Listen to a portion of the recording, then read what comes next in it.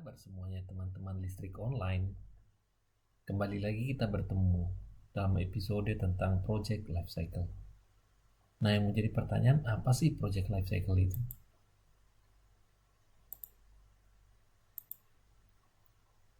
Jadi, Project Life Cycle adalah perjalanan hidup sebuah proyek.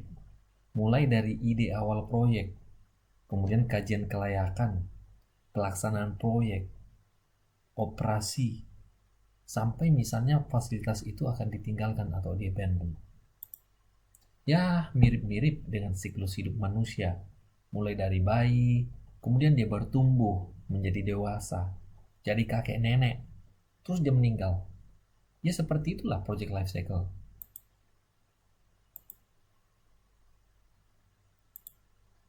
Gampangnya nih, gue ada ide nih ceritanya. Nah, kira-kira itu butuh duit berapa sih dari ide itu seandainya saya lakukan sebagai sebuah proyek?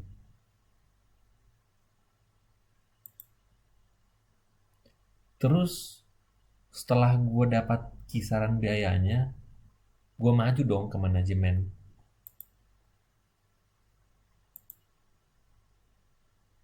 Lalu kemudian ketika manajemen sudah oke, saya bisa menggunakan jasa konsultan teknik untuk memverifikasi kira-kira ide tersebut layak atau tidak. Nah, misalnya nih, dari ide yang tadi, ada potensi proyek. Tapi pertanyaannya nih, apa itu layak atau tidak gitu loh proyek itu. Nah, oke. Coba kita pelajarin ya. Pelajaran itu internal dulu nih, internal perusahaan dulu nih yang belajarin. Nah, ternyata dari kajian itu setelah kita pelajarin internal perusahaan, wah menarik juga nih proyek ini. Itu dari sisi ekonomi dan risiko. Sepertinya oke untuk kita jalankan. Lalu kemudian kita kan perlu hitung-hitungan duit nih. Kira-kira berapa duit yang dibutuhkan? Nah, kalau udah disetujui sama manajemen, ketika kita udah presentasi ke manajemen, tinggal kita hitung berapa duit dan durasinya.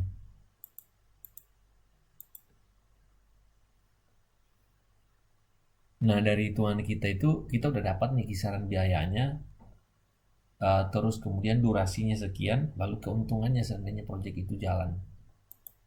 Ini kan masalah tentang berapa investasi yang saya tanam dan berapa yang kira-kira saya bisa peroleh.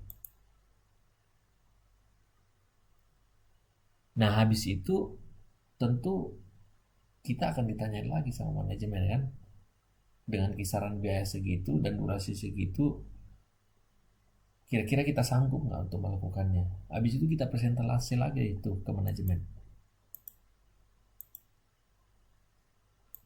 Nah, kalau mereka udah oke dengan presentasi kita, angkanya segini nih, terus pelaksanaannya kira-kira butuh durasi sekian lama, resikonya apa? Kalau udah mereka udah setuju, manajemennya udah setuju, tentu kita akan dikasih apa namanya pembiayaan untuk melaksanakan proyek itu. Tapi kalau pembiayaannya besar, itu normalnya ya seperti di oil and gas, itu kita akan menggunakan third party konsultan atau konsultan teknik. Nah, ini kita sebut sebagai tahapan front engineering detail. Sorry, front engineering design atau front end engineering design. Atau biasa kita sebut FIT. Jadi secara gampangnya nih saya buatin namanya 10 tahapan proyek. Yaitu mulai dari tahapan konseptual. Tahapan konseptual ini itu dilakukan secara internal oleh perusahaan. Jadi nomor 1 dan 2 konseptual sama kelayakan. Ini dua-duanya dilakukan secara internal. Konseptual itu membahas tentang prosesnya seperti apa, konsep desainnya seperti apa. Sedangkan kelayakan itu lebih melihat dari sisi ketika itu layak dilakukan, dari sisi ekonomi dan dari sisi risiko. Nah, kalau sudah oke dengan nilai ekonomi sekian, uh, skop pekerjaan sekian, risikonya seperti apa, manajemen bisa memutuskan untuk melakukan, oke, ini kayaknya worth it untuk kita lakukan. Nah, setelah itu kita akan mendapatkan tahapan yang kita sebut sebagai FEED atau front end engineering design. Bedanya di sini FEED itu dilakukan oleh third party konsultan. Produk dari FEED itu akan mengeluarkan dokumen-dokumen basis daripada desain. Dokumen basis daripada desain termasuk di dalamnya adalah perkiraan biaya dan skop pekerjaan yang lebih matang lah sedikit. Itulah yang akan menjadi bagian dari dokumen tender.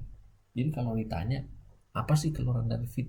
Ya keluaran dari FEED sebenarnya menghasilkan dokumen spesifikasi, dokumen-dokumen dasar desain, dan yang paling penting perkiraan biaya dan durasinya seperti apa. Itulah yang akan dijadikan sebagai dasar untuk melakukan bidding. Karena dalam dokumen bidding, salah satu dokumen yang kita supply sebagai perusahaan ke peserta bidding atau kontraktor yang berminat untuk mengikuti proyek tersebut adalah kisaran biaya sebagai owner estimate kita. Tapi itu kita nggak kirim ke bidder, itu kita keep sebagai internal verifikasi kita. Nanti di tahapan bidding itu peserta kontraktor yang berminat itu akan menyuplai kira-kira durasi di mana mereka akan mengerjakan pekerjaan tersebut, berapa lama, terus estimasi biaya yang mereka akan ajukan seberapa besar. Nah, nanti dari situ tim procurement atau tim bidding itu akan melakukan evaluasi.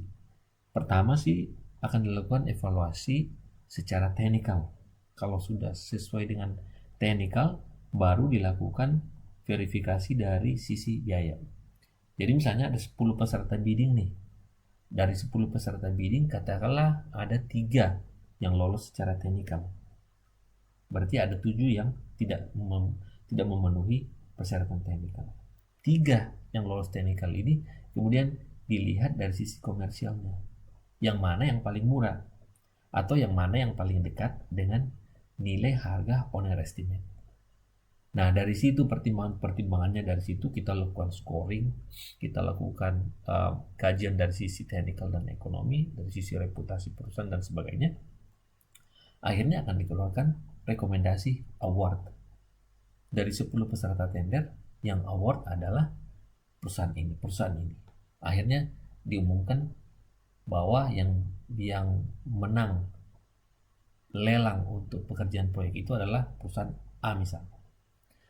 Selanjutnya, perusahaan A akan melakukan proyek namanya EPC. Nah, proyek EPC itu akan diawali dengan yang nomor 4, DED. DED itu adalah Detail Engineering Design. Dari Detail Engineering Design, produknya adalah dokumen-dokumen, deliverable dokumen secara engineering untuk keperluan nomor 5 dan 6, yaitu pengadaan dan konstruksi. Pengadaan itu adalah pembelian barang. Nah, yang membeli barang itu umumnya adalah EPC kontraktor. EPC kontraktor bisa satu kontraktor, bisa juga merupakan konsorsium dari beberapa kontraktor. Ada juga kondisi di mana peralatan itu dianggap kritikal dan oleh kontrak pembeliannya melakukan pembelian oleh tim procurement perusahaan. Itu ada kondisi seperti itu. Nah, ketika EPC sudah berjalan, konstruksi berjalan. Konstruksi itu adalah pemasangan atau instalasi mulai dari infrastruktur, dan ketika barang-barang pengadaan itu sudah datang, kita pasang. Itu disebut sebagai tahapan konstruksi, tahapan pemasangan. Nah, masuk tahapan konstruksi, kemudian ketika sudah selesai, masuk namanya completion. Completion ini adalah masa atau tahapan setelah konstruksi di mana dilakukan penilaian untuk memberikan kelayakan atau kelulusan terhadap apa yang sudah dibangun, apa yang sudah dipasang oleh tim konstruksi. Itu disebut completion. Completion ini dianggap selesai kalau sertifikasi MC atau mechanical completion atau sertifikat kelulusan pemasangan fisik atau mekanik itu sudah ditandatangani oleh kedua belah pihak. yaitu oleh EPC konsorsium dan oleh tim perusahaan. Nah, sekarang kita akan masuk ke tahapan komisioning. Tahapan komisioning sebenarnya dibagi dua ya. Ada namanya pre-commissioning dan ada commissioning. Commissioning itu masih ada lagi namanya static commissioning dan dynamic commissioning. Commissioning secara gampangnya sih adalah pengetesan. Jadi yang sudah kita pasang, sudah tersertifikasi bahwa terpasang dengan bagus, kita pengen tes juga dong, apakah pemasangannya itu berfungsi sesuai dengan desain atau tidak. Walaupun nampak bahwa pemasangan sangat bagus, tidak menjamin bahwa dia itu akan berfungsi atau bekerja dengan bagus. Nah, untuk melakukan atau untuk mengetahui, maka kita perlu melakukan namanya pengetesan. Pengetesan itu menggunakan pre-commissioning atau commissioning. Pre-commissioning itu adalah tindakan tes yang dilakukan sebelum commissioning. Contoh nih, misalnya barang-barang elektrikal. Sebelum kita melakukan commissioning, peralatan elektrikal itu kita lakukan pre-commissioning dengan cara kita cek kabelnya benar nggak dari koneksi A ke koneksi B sesuai dengan drawing. Caranya gimana? Kita menggunakan alat ukur, seperti misalnya alat ukur yang kita pakai adalah multimeter untuk mengetahui bahwa continuation check atau cek continuations dari poin A, terminal A ke poin B, terminal B sesuai dengan drawing ya. Kalau sudah oke, point to pointnya kita tandain bahwa ini udah oke. Itu namanya bagian pre-commissioning. Termasuk ketika kabel sudah kita install, kita pengen tahu apakah kabel tersebut isolasinya masih bagus apa enggak. Jangan-jangan pada saat commissioning kita tarik kabel lalu kemudian duka. Nah, itu kita tes menggunakan insulation testing. Biasanya orang lapangan menyebutnya sebagai Megger testing. Kalau dia misalnya luka dan bocor isolasinya, itu akan ketahuan. Nilai insulationnya itu akan jatuh di bawah nilai acuan. Biasanya nilai acuannya tergantung standarisasi dan level tegangan. Tapi rata-rata itu di atas 1 mega ohm kita harapkannya. Itu kita sebut pre-commissioning. Sedangkan commissioning itu sendiri adalah commissioning system atau commissioning yang sudah terintegrasi. Misalnya nih, commissioning switcher. Satu switcher ini tadinya kan per line by line. Nah, sekarang commissioning satu switcher nih. Commissioning misalnya dari pompa boiler feed water. Tadi itu udah diverifikasi dari motornya sudah oke, isolasinya, kabelnya sudah oke, lalu kemudian dari sisi switchernya, dari sisi drawer atau breakernya, kita commissioningnya seperti apa? Commissioningnya adalah kita line up powernya dari switcher masuk ke dalam breaker, kita close, kemudian energinya akan masuk ke dalam kabel, lalu kabel masuk ke dalam pompa, masuk ke dalam motornya ini kita lakukan soloran tes, habis itu kita lakukan coupling, lalu kita tes dengan pompa. Commissioning ini biasanya kita pakai kita menggunakan media seperti fluida, air atau sebagainya untuk mengetahui apakah dia itu bekerja atau tidak. Lalu kemudian masuk tahapan startup. Bedanya commissioning sama startup, di startup itu produk yang akan dihasilkan, misalnya nih industri oil. Industri oil itu akan menggunakan produk oil. Kemudian industri gas. Maka ketika startup yang diintroduce adalah gas. Jadi betul-betul produk gas atau produk oil, tergantung produk yang akan dihasilkan. Itu startup. Itu bedanya antara commissioning dan startup. Nah, startup itu berarti kita akan memverifikasi keseluruhan desain berdasarkan proses PNID drawing dan PFD drawing. Kalau semua sistem itu bekerja sesuai dengan proses desainnya, sesuai dengan PNID, sesuai dengan PFD, sesuai dengan kajian operasi, sesuai dengan control logic, proses controlling systems, ICSS dan sebagainya, dan sudah dianggap approved dan diterima oleh operation, lalu akan dikembalikan ke perusahaan. Perusahaan mengambil sebagai bagian dari operasi. Lalu kemudian selanjutnya operasi akan dilakukan oleh perusahaan. Operasi dalam fasilitas oil and gas itu bisa berlangsung dalam 20 tahun, bisa sampai 30 tahun, tapi normal desainnya itu biasanya kita stay 20 tahun. Nah, dalam operasi tersebut tentu ada optimalisasi, ada maintenance, dan sebagainya. Sampai suatu ketika fasilitas tersebut dianggap sudah nggak ekonomis lagi. Contoh biaya operasinya sudah lebih tinggi daripada biaya keuntungan dari produk yang kita hasilkan. Kalau udah biaya operasinya udah lebih tinggi, maintenance-nya lebih tinggi, udah dianggap nggak ekonomis, udah nggak layak untuk dioperasikan dari sisi umur dan sebagainya, itu bisa dilakukan tergantung keputusan manajemennya, itu bisa dilakukan namanya abandon project, atau bisa juga reliability and life extension, tergantung kesepakatan dari perusahaan masing-masing. Nah, itu kurang lebih 10 tahapan proyek.